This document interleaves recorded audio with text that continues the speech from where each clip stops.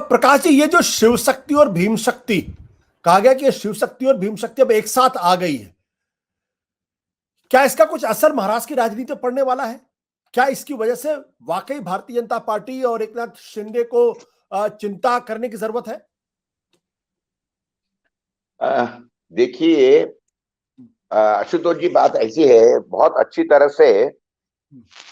हमारे मित्र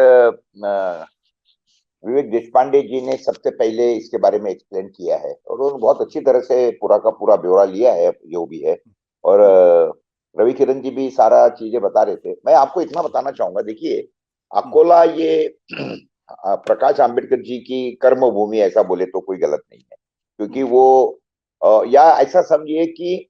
वो जो इतना बड़ा बाबा साहेब आम्बेडकर का जो ये था पूरा का पूरा रुतबा, वो सिर्फ अकोला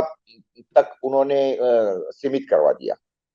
हालांकि मैं आपको बोलता हूं कि अगर बाबा साहेब आम्बेडकर को पूरे ऑल इंडिया में अगर एक गरिमा पहुंचाने का या देने का काम अगर किसने किया तो मैं वो कहूंगा मायावती जी ने किया। उन्होंने जिस तरीके से सारा किया पूरे इंडिया में, खास करके उत्तर प्रदेश के अंदर,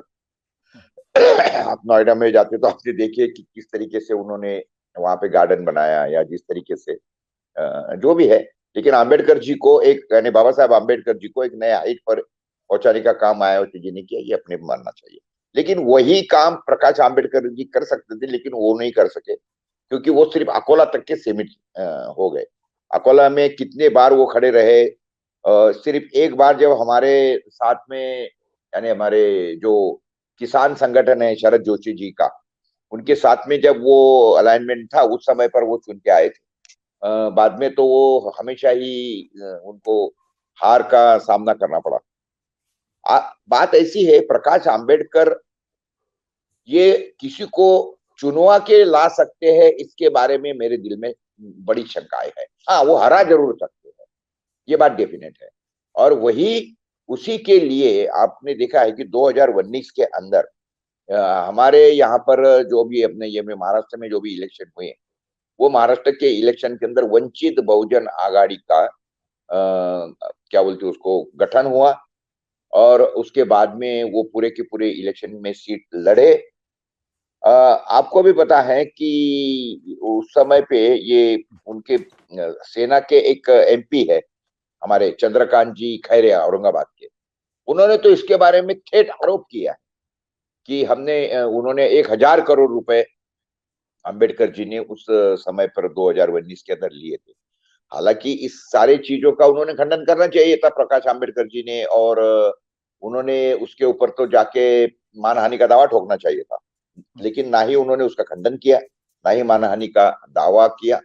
तो ऐसा समझने में हरकत नहीं है कि जो आरोप चंद्रकांत खैरे ने किया था वो एक हद तक के सही है, सच है। क्योंकि प्रकाश आंबेडकर जी ने उस समय पर पूरे महाराष्ट्र के अंदर सारी की सारी सीटें खड़ी कर दी थी, हेलीकॉप्टर से प्रसार प्रचार किया था, और ये बहुत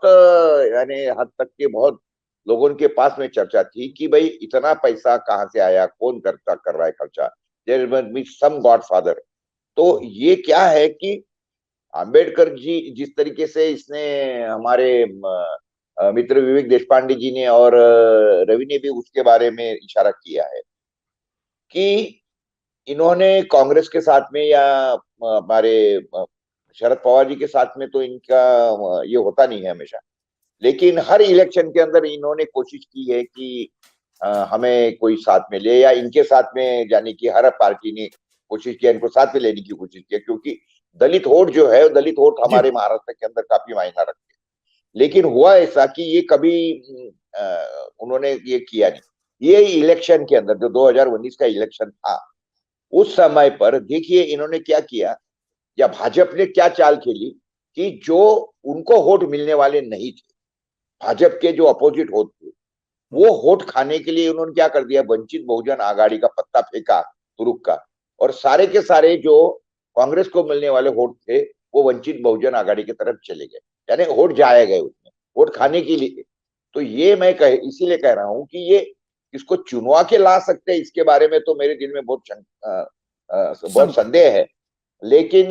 गिरा जरूर सकते। तो वही बट काम इन्होंने किया, कांग्रेस को गिराने के लिए खड़े रहे 2019 में, और वैसा नतीजा हुआ हमारे साथ। बट प्रकाश जी, अगर अगर इनकी ताकत लोगों को जिताने में नहीं, अगर हराने में है,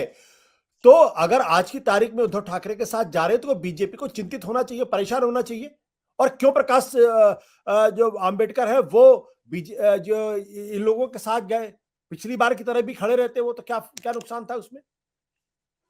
अभी वो डील हुआ नहीं होगा ना। एक बात समझिए, जैसा चंद्रकांत खैरे ने जिसका जिक्र किया है, तो जब इलेक्शन लगेगा उस समय पे इनके साथ में जो भी बैठेंगे, जिनके साथ में भी इनका सेटिंग होगा या डील होगा, ये अभी तो देखिए इलेक्शन तो इतना आगे है, अभी 2024 करीब करीब 1-1.5 साल है आशुतोष जी, और ये this is too pre matured. देखिए एक बात तो पक्की है कि ये जो है, ये अम्बेडकर की जो है, this is most unpredictable and most untrusted. इनके जिस तरीके से शरद पवार को भी हमारे महाराष्ट्र के अंदर बोलते हैं कि नहीं भाई, इनके बारे में इनका कोई भरोसा नहीं है, उसी तरीके से इनके बारे में भी एक अंदरित चर्चा है या लोगों का ओपिनियन है पॉलिटिक्स के बारे में, तो क्योंकि ये कब क्या करेंगे और किसके साथ में जाएंगे इसका कोई भरोसा नहीं। तो इसलिए अभी 2024 का इलेक्शन बहुत आगे है, उस समय पे ऊंट किस करवट बदलता है, बैठता है, वो जरा देखने में हमको थोड़ी देर रुकना पड़ेगा। सत्य हिंदी का ऐप डाउनलोड करें गूगल प्ले स्टोर पर।